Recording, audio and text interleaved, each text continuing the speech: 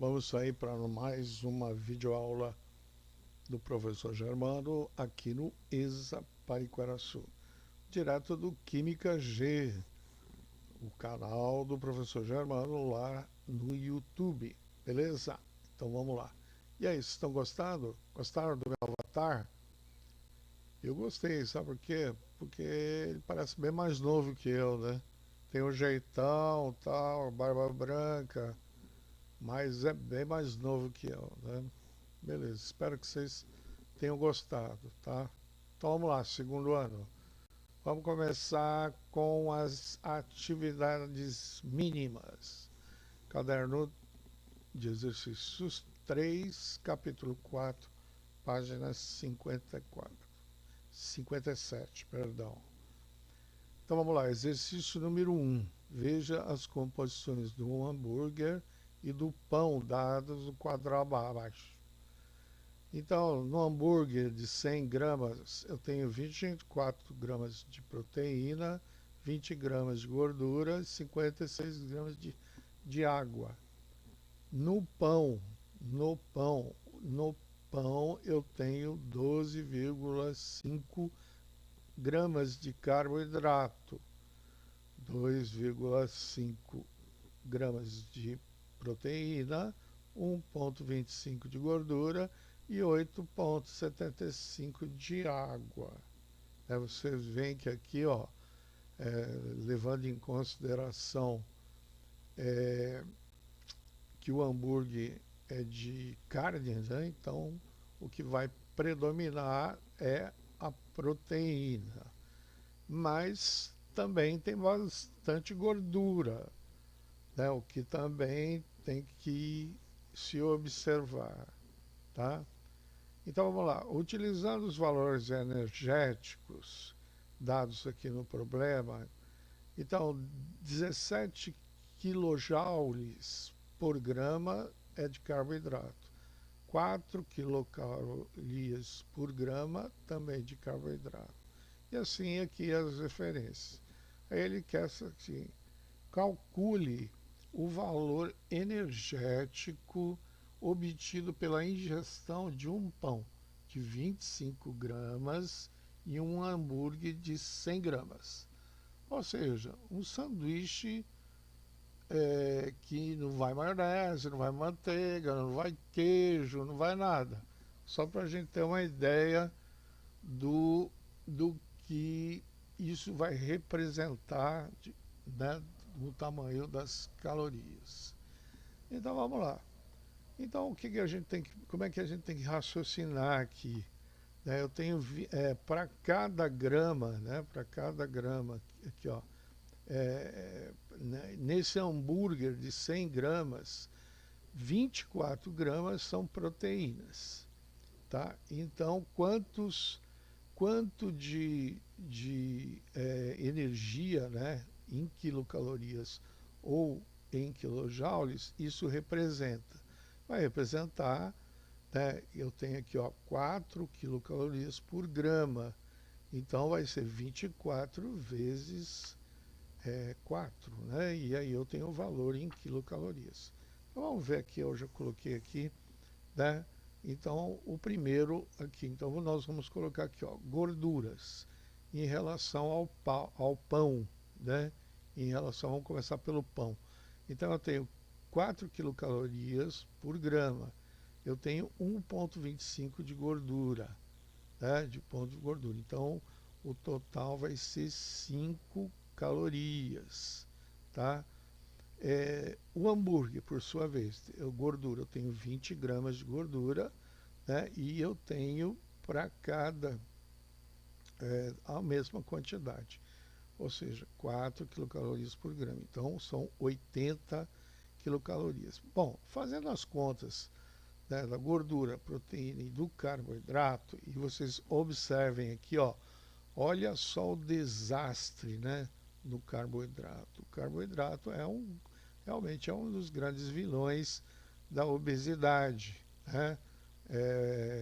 E o carboidrato, por que carboidrato? Porque ele se transforma em açúcar, né? Na verdade, ele é um açúcar, tá? Então, o pão, né, tem muito carboidrato, né? As massas, de uma forma geral, tem muito carboidrato.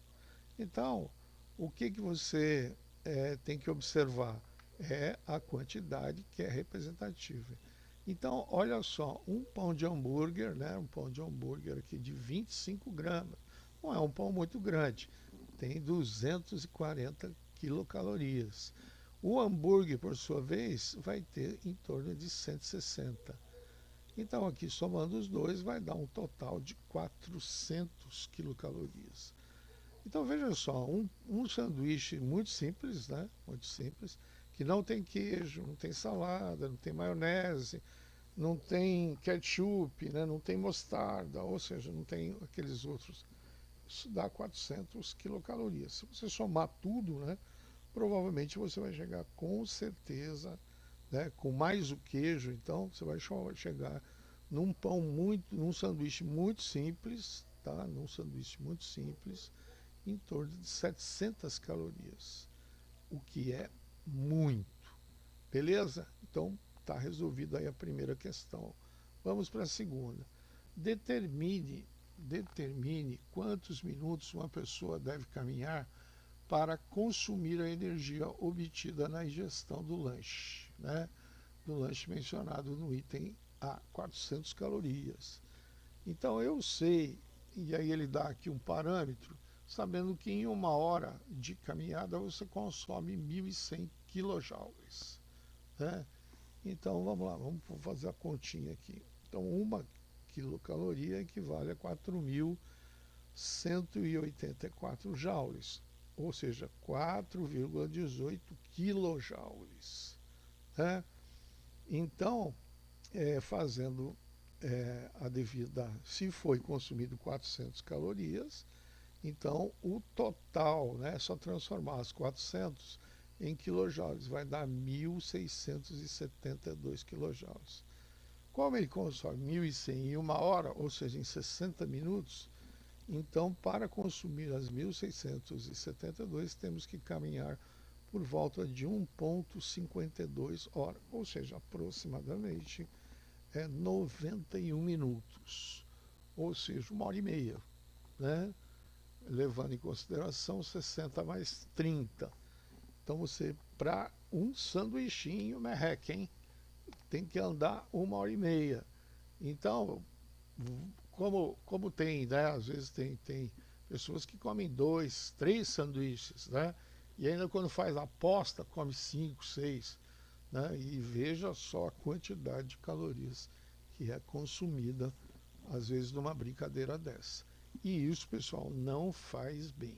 Beleza? Então vamos para o outro exercício. Tá? O outro exercício é o segundo exercício, né, também do caderno 3, capítulo 4, página 57. Né? É o exercício número 2. Tá? É o exercício número 2. Aí ele diz o seguinte, ó, por conter todos os nutrientes que o organismo humano necessita, o leite pode ser considerado um alimento completo. Seria ideal se os contivesse nas quantidades necessárias. Isso torna importante o conhecimento de sua composição dada pela tabela. Então o leite tem água, lactose, gordura, proteínas, substâncias minerais, né, e ácidos orgânicos, tá? Bom, além disso, além de cálcio e fósforo, importantes na formação dos ossos e dentes, no leite existem cloro, potássio, sódio, magnésio, ferro, alumínio, bromo, zinco e manganês, formando sais orgânicos e inorgânicos. A associação, né, entre esses sais e as proteínas do leite é um fator determinante na estabilidade das caseínas. O fosfato de cálcio, inclusive, faz parte da estrutura das micelas de caseína. O leite, ao sair do úbere, é ligeiramente ácido e sua acidez tende a aumentar, principalmente devido à ação de enzimas microbianas que transformam a lactose em ácido láctico. Logo, a determinação da acidez de um leite serve para avaliar o seu estado né, o seu estado é, de conservação, fermentação. O leite proveniente, né, de diversas fontes tem um pH médio de 6,7 a 6,6, 20 graus Celsius a 25 graus, e apresenta considerável efeito tampão, especialmente em pH entre 5 e 6, em razão da presença de CO2, proteínas, citratos, lactatos e fosfatos. Uma propriedade importante utilizada no combate à fraude do leite é a sua densidade, que varia entre 1,023 e 1,040 a 15 graus Celsius, com um valor médio de 1,32 gramas por ml. A partir da composição do leite e sabendo a contribuição calórica dos principais nutrientes, tá? Dos principais nutrientes na dieta por grama ingerida, gordura 9 quilocalorias por grama, proteínas 5,2 quilocalorias por grama, carboidrato está 4,0, e considerando, né, que apenas esses sejam fornecedores de energia, o número de quilocalorias existentes em um copo de leite, supondo-se esse com 250 gramas do produto, é aproximadamente. Então vamos lá, é só fazer a devida continha, né? Então é somar tudo, né? É ver as quantidades por gordura, proteína e carboidrato, e saber que no caso, né, o carboidrato aqui é a lactose, tá? Vai ser representado na lactose, então vai ser aproximadamente, né, 173,75. Então vai ser a alternativa B. Beleza? Então fizemos aí a atividade mínima, então vamos agora para a aula 13 e 14 da nossa apostila. Então abram a apostila e vamos ver aí a nossa aula 13, ou seja, qual é o tema? Calor de reação e entalpia, tá? Então vamos lá. Então, dentro do contexto, né, termoquímico, nós precisamos entender perfeitamente qual é o conceito de processo endotérmico e processo exotérmico, tá?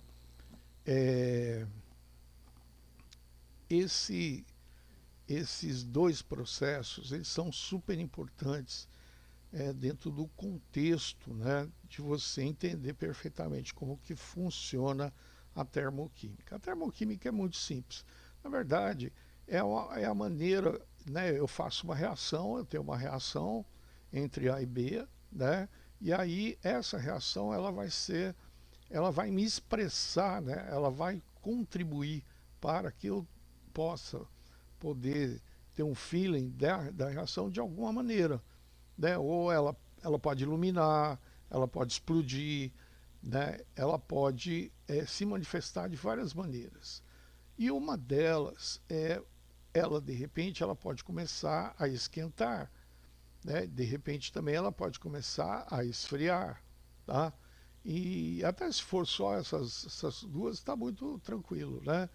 Então, no caso, o que a gente tem que entender quando você faz uma reação? É que, de alguma maneira, essa reação ela vai acabar se manifestando de alguma forma, tá?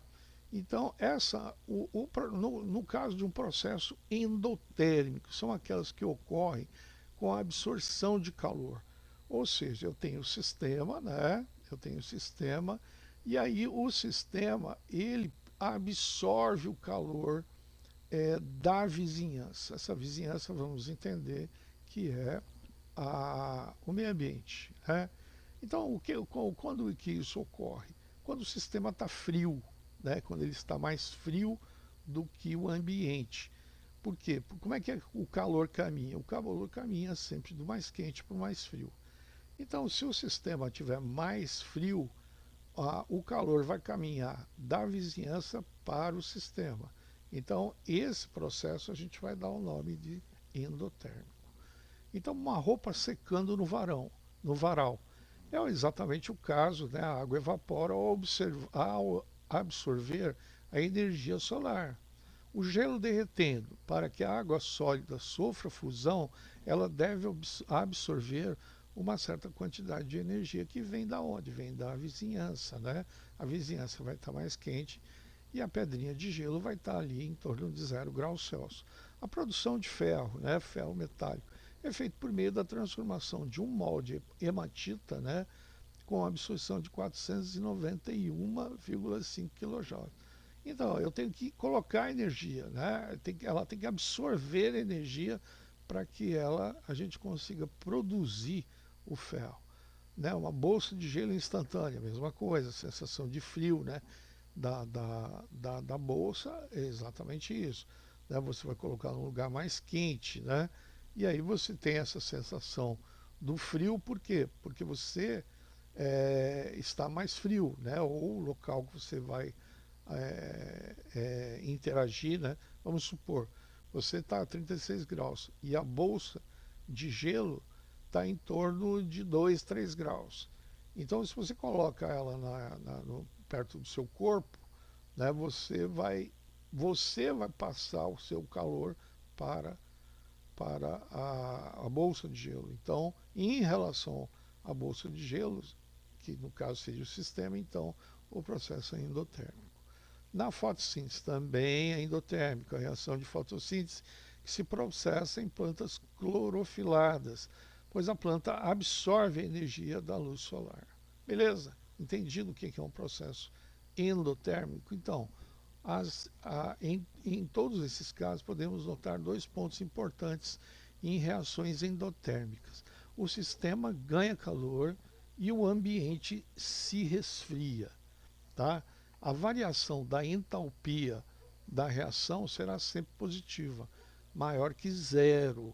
Tá? Então, colocando isso em números. Né? Então, quando a entalpia for maior que zero, né, que ela for positiva, então o processo é endotérmico. Beleza? Então, agora, se eu tenho o processo endotérmico, eu vou ter o processo exotérmico, né? E são aquelas que ocorrem com liberação de calor. Né? Então, o meu sistema vai estar mais quente do que a vizinhança. Ok? Então eu vou estar migrando o calor do sistema para a vizinhança. Ok? Então, voltando ao velho jargão, né? O calor caminha sempre do mais quente para o mais frio. Então, se o calor estiver migrando do sistema para a vizinhança, então vai ocorrer o que? Liberação de calor. Então, o processo é exotérmico. Então, um exemplo, o bico de Bunsen.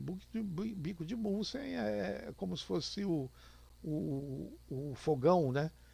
Onde você coloca o butano, no caso ali, você coloca o GLP e acende, né? E aí a chama, né? Ela vai passar calor do sistema, que é a chama, para a vizinhança, tá? E aí a gente coloca negativo porque ela está consumindo, né, energia para liberar esse calor. Em todos os processos de combustão, como queima de combustíveis, queima de madeira, papel, palha de aço, entre outros, ocorre liberação de calor. Então o processo é exotérmico. Né, na produção de amônia, que é um processo denominado Haber-Bosch, também a gente vai ter a mesma situação. Né? A neve, para que a água no estado líquido se solidifique, formando a neve, é preciso que haja a perda de calor, ocorrendo a liberação de 7,3 kJ por mol. A chuva também, para que ocorra a condensação, né? Ela estava vapor, né? Vapor, ela estava numa temperatura mais alta, aí ela condensa. Quando ela condensa, ela vira água. Isso significa o quê? Que ela esfriou, né? Então ela saiu do mais quente, passou para o mais frio. E para onde foi essa energia? Foi para a vizinhança. Então o processo é exotérmico. Então aí são alguns exemplos de processos exotérmicos. Em todos esses casos podemos notar dois sistemas importantes. Em reações isotérmicas, o sistema perde calor e o ambiente é aquecido, né? A variação da entalpia será sempre negativa, menor que zero. Então, a entalpia vai ser negativa. Tá? Então, positiva endotérmico, negativa é exotérmica. Beleza? Então, esses são os conceitos. Né? Vamos lembrar, né, as mudanças de estado, né, para a gente chegar, para a gente ir direto ali e conhecer o que afinal é a entalpia. Então, por exemplo, no processo de fusão, né, de fusão, ou seja, do sólido para o líquido, o processo ele é endotérmico, tá? Então, se você lembrar direitinho e pegar esse gráfico aqui e guardar direitinho na cabeça, você vai perceber que no aumento da temperatura, né, em todos os processos, né, o processo de mudança de estado, onde vai ocorrer o aumento da temperatura, né, ela passa, por exemplo, no caso da água, passa de 0, né, para em torno de 25, depois de 25 para em torno de 100, depois ela volta para 25 e depois para 0 de novo. Então, nessa primeira situação aqui, houve o aumento da temperatura. Quando houve esse aumento de temperatura, então a gente vai entender que esse processo ele é endotérmico. E no caso, o contrário, né, quando eu saio lá do vapor e venho até o sólido, o que está ocorrendo? Ele está perdendo, né, ele está, na verdade, ele está passando essa energia para a vizinhança. Né? Então, o processo é o quê? Exotérmico. Beleza? Mas afinal de contas, então, o que vem a ser entalpia, né? A entalpia, pessoal, é a energia, né? A energia é a quantidade de energia de uma determinada reação. E podemos calcular o valor de um sistema através da variação da entalpia, ou seja, o ΔH. A variação da entalpia está na diferença entre a entalpia dos produtos e dos reagentes. Sendo assim, o calor de uma reação corresponde ao calor liberado ou absorvido em uma reação e é simbolizado por ΔH. Veja como se calcula. Então, o ΔH de um total, né, de uma reação é o ΔH final dos produtos, né, menos o ΔH inicial. Se o resultado for positivo, então o processo foi endotérmico. Se o resultado for negativo, então o processo é isotérmico. Beleza? Então, como é que a gente expressa isso num gráfico? Isso é muito importante, tá, pessoal? Tem que guardar bem isso, porque isso aqui cai bastante em vestibular, tá? Então, o gráfico vai ser sempre da entalpia em função do caminho da reação, né? Então, como é que caminha a reação? Ela começa aqui no reagente, né? Depois ela tem aqui um momento, né, exatamente onde a reação começa a acontecer, para depois, então, ela virar produto. Ou seja, produto é o resultado da reação dos reagentes. Então, essa energia ela vai estar aqui, ó, nesse interregno, nesse espaço. Então, esse ΔH aqui, ó, saindo do reagente e chegando no produto, se o ΔH for positivo, a seta vai estar para cima, né? Então, se a seta estiver para cima e, consequentemente, o ΔH aqui ele é maior que o ΔH inicial, então a reação é endotérmica. Ao contrário da exotérmica, né? Se eu tenho dois reagentes aqui, eles começam a reagir, e aí a energia, né, para a produção desses reagentes, desses produtos, né, ok? Ela for menor do que o ΔH inicial, ou seja, menor, né? Na verdade negativo. então o processo vai ser exotérmico, ok? O modelo dos gráficos, né, em entropia, eles são exatamente dessa forma, né? Nesse caso aqui, a seta, apesar dela estar apontando para cima, ela está para baixo, aqui, porque o caminho da reação aqui é nesse sentido, né? O rapaz errou aqui esse desenho. Na verdade, a seta aqui vai acompanhando o caminho da reação, então ela está indo para cima, e aqui ela deveria estar para baixo aqui. Então depois vocês corrijam isso. Deem uma olhadinha na apostila, tá bom? Beleza? Então vamos agora para os exercícios da aulas 13 e 14, ou seja, os exercícios da aula, né? Então vamos lá rapidinho. Então esse exercício aqui, ó, eu tenho um processo, né? Aqui, ó, tenho aqui uma substância sólida, porque as moléculas aqui estão bem arrumadinhas, né? Elas estão bem certinhas. Aqui eu tenho um pouco mais afastadas, então aqui provavelmente é líquido, e aqui mais afastada, então provavelmente é gasoso. Então de né, vamos ver aqui então o que a gente tem. A ilustração representa então as mudanças de estado, né, de todas essas variações aqui. Então vamos ver a primeira questão aqui, ó. 1, fusão. 2, vaporização. 3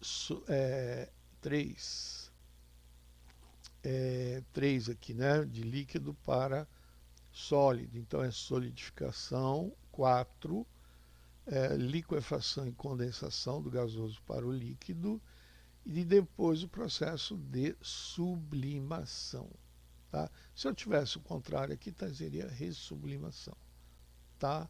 Beleza? Tranquilo, né? Super fácil. Bom, classifique cada mudança de estado em exotérmica e endotérmica, né? Então, todas essas aqui, ó, a 1 e a 2, né, esse processo daqui e mais a sublimação, são todos endotérmicos, né? E esse de resfriamento, aqui de aquecimento, são endotérmicos. E aqui de resfriamento são exotérmicos. Beleza? Então preencha legal aí a sua apostila direitinho, né? Para a gente responder, para vocês responderem e já ficar registrado aí o exercício da aula. Beleza? Então vamos seguir, né? Beleza? Então vamos lá. Vamos para o próximo agora. O próximo exercício foi no Enem, né? Então, o ciclo da água para a preservação da vida no planeta. O ciclo da água é fundamental para a preservação da vida no planeta.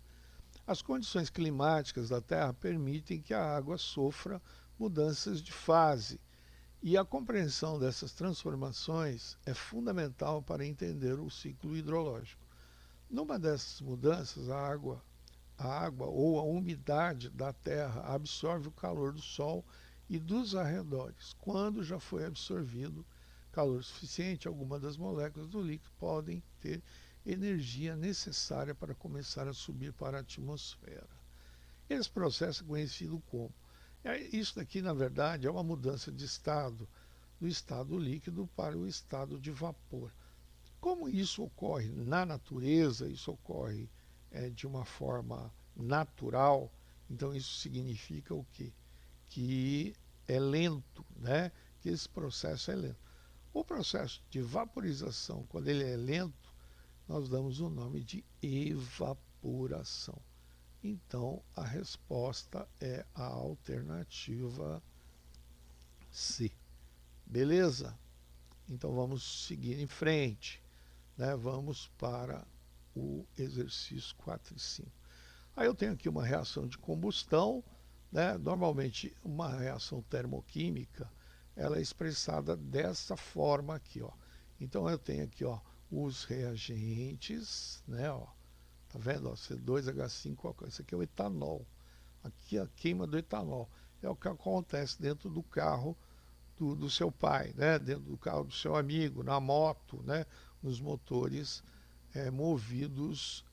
Tem moto a álcool, tá? Antes que vocês morram de rir aí, existe moto a álcool também.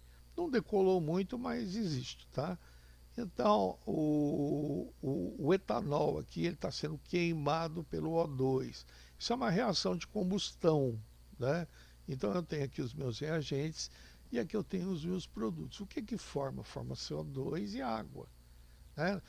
Normalmente, quando você utiliza o combustível a álcool, você percebe que o cano, né, do escapamento ele fica pingando, né? Pinga o quê? Água.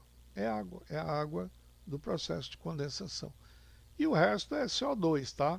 Você vê como você acaba contribuindo para o aquecimento global, tá? Então, massa molar, parará, tal. Aí ele quer saber qual é a quantidade de calor liberado ou absorvido na queima de 5 mols de etanol. Eu sei aqui, ó, o ΔH é sempre dado por 1 mol. Então eu sei que na queima de 1 mol, né, ó, aqui ó, eu tenho 1 mol aqui, né, e o ΔH foi menos 1.373, né? Então é só, se é 5 mol, então é só multiplicar por 5. Vai dar 6.865 quilojoules. Beleza? Facinho, né? Tranquilo, né? É uma coisa proporcional. Qual é se ocorrer a formação de 1 mol de CO2, né? 1 mol de CO2 é a metade do que está expresso aqui na equação mãe, né? Nessa equação principal. Então seria meio mol. Então seria o quê? 2 mol, 1 mol, né? Seria 1 mol. 2 mols de CO2 vai liberar 1.373, a metade vai ser a metade disso aí. Então vai ser 685,5 quilojoules. Beleza? Fácil, né? Super tranquilo. É uma questão lógica, tá bom? Então vamos lá. Vamos seguir em frente. Vamos para mais um problema aqui, né? Então eu tenho aqui, ó, a indústria automobilística tem se empenhado no desenvolvimento de motores que utilizam combustíveis alternativos, como GNVs, gás natural veicular, etanol, biodiesel e gás de hidrogênio, né? O gráfico a seguir, aí eu tenho aqui um ônibus, né? Na verdade isso é um ônibus, né? Que é movido aqui por hidrogênio, na verdade. O gráfico a seguir representa a combustão do gás hidrogênio. Então eu tenho aqui, ó, a combustão do gás, ou seja, a queima, né, de hidrogênio com O2, e ele vai formar a água, né? Você pode notar que aqui, ó, que o ΔH, ou seja, a entalpia entre os dois, né, é menos 241. Então significa que é menor. Se é menor, então esse processo é um processo exotérmico, né? No caso do etanol é a mesma coisa. Você coloca a mão em cima do capô do carro, né? Como é que o carro está? Ele está quente ou está frio? Ele está quente. Então o processo é o quê? Exotérmico. Beleza? Então vamos lá. A reação indicada no gráfico é exotérmica ou endotérmica? Ela é, né? Ela é exotérmica. Aqui, ó, setinha para baixo, né? Calcule o calor envolvido na formação de 5 mols, né? Então aqui eu tenho 1 mol, né? Ó, 1 mol para produzir 1 mol. Então no 5 seria 5 vezes esse valor, né? Esse valor aqui. Então seria menos 1.208 quilojoules. Né? Calcule o calor envolvido na formação de 1,8 quilogramas de H2, né? A partir da reação. Aqui, ó, formou 18 gramas, né? 18 gramas. 18 gramas porque eu tenho 2 gramas de hidrogênio mais 16 gramas de oxigênio. Se formou 18 gramas, né? Formou 18 gramas, eu gastei isso aqui. Então, 18 gramas eu eu perdão, eu voltando, né? Eu produzi essa quantidade de energia, 1,8 gramas é 10 vezes mais, que é 1,8 kg, né? Então vai ser 10 vezes mais esse valor. Então vai dar 24.160, ok? Na decomposição da água ocorre absorção ou liberação de calor. A absorção, né? É o contrário, né? Se eu virar ao contrário, se eu fizer o contrário, se eu decompor a água aqui, ó, eu vou transformar ela em hidrogênio e oxigênio. Então eu viro a seta para cima. Então, se eu viro a seta para cima, o processo é endotérmico, né? Se ele é endotérmico, então é a absorção de calor, né? O 10, né? Calcule o calor envolvido na decomposição de 9 gramas de H2O. A decomposição de 1 mol de H2, 18 gramas, absorve essa quantidade, né? É o contrário, né? Então, de 9 gramas, que é a metade, vai ser a metade. Então, 120,8 quilojoules. Beleza? Super tranquilo, né? Muito tranquilo. Então, é só você fazer prestando atenção a esses exercícios, né? Dá para conferir por aqui, beleza? Então tá bom. Dúvidas? Dúvidas até acredito que devam ter, né? Mas aí o que a gente vai fazer? Você vai me mandar essas suas dúvidas pelo WhatsApp ou pelo plural, né? Eu vou estar de plantão, né, nessa aula, no dia dessa aula, né, no horário dessa aula eu vou estar exatamente junto com vocês, ou se não, você depois você pode mandar sua dúvida também pelo química.gelofebu@gmail.com. Beleza?